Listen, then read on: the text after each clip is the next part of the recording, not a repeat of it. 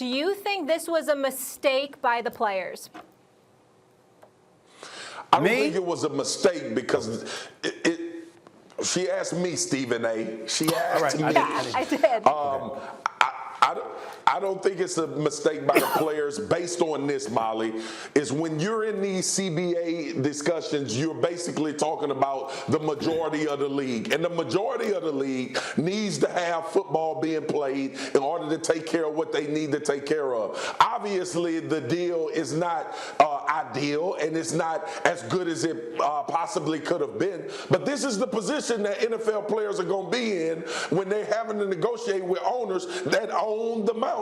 They're not dealing with middlemen who are bringing the diamonds to them and saying, hey, we need to negotiate a price. They're negotiating with the people that own them out. But to me, the most asinine thing in the world is 500 players not voting. Whether you like it or not, whether how important they are to what the team's success is on the field, 500 guys did not vote on something that directly impacts their future. To me, that says a lot.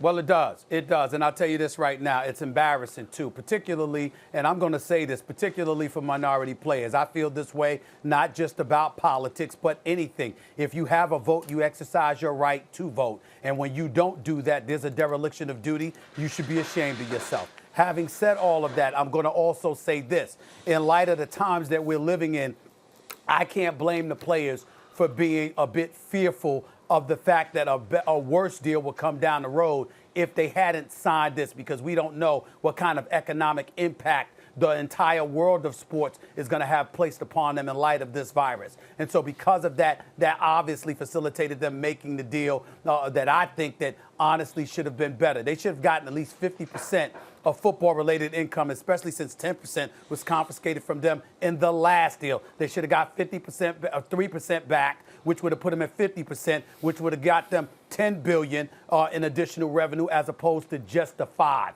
But I understand their penchant for doing so. I can't blame them under these circumstances. I also would like to highlight this. There's a lot of players that felt that DeMaurice Smith, the executive director of the NFL Players Association, went to the table and brought something back to them that they had never asked for. And so they had a problem with his leadership as well. So we have to see what's going to materialize from all of that. But in the end, I can't blame the deal for being done, considering the times that we're living in, Max.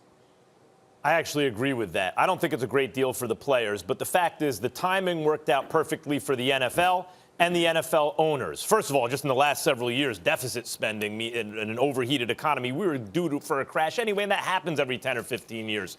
But then the terrible response to the coronavirus at the highest levels of government completely submarined the economy, which is in a free fall right now if you look at the stock market. So who's under more pressure under those circumstances? Billionaires or millionaires? Those or working, like it goes like this. Billionaires are under the least pressure. Well, they're going to lose the most. Yes, in an absolute sense, but their lives are not going to change.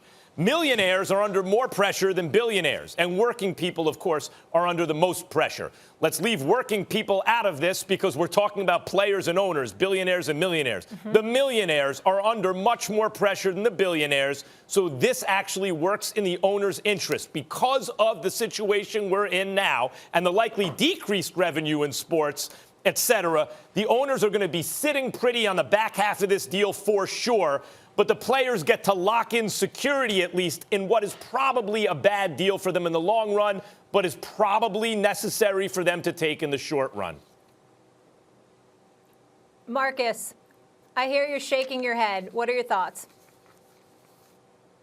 Well, it goes back when you start talking about the CBA negotiation. I was a part of a lockout in the league. I was a part of a new CBA getting done.